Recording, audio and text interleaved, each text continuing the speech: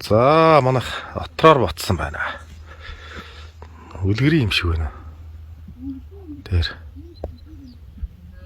За өнөөдөр тэр үүлний дээгүүр оройн цохож байгаа өндөр сантхай архины маань ахилга болно. Ирвс. Алтан медальтай нохош. За өнөөдөр наадамд явна. 2 соёлонгоо аваад.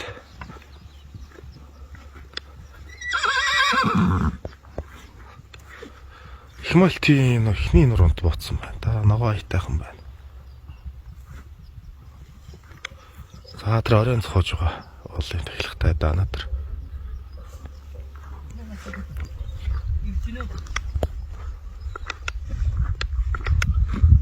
За ирээ.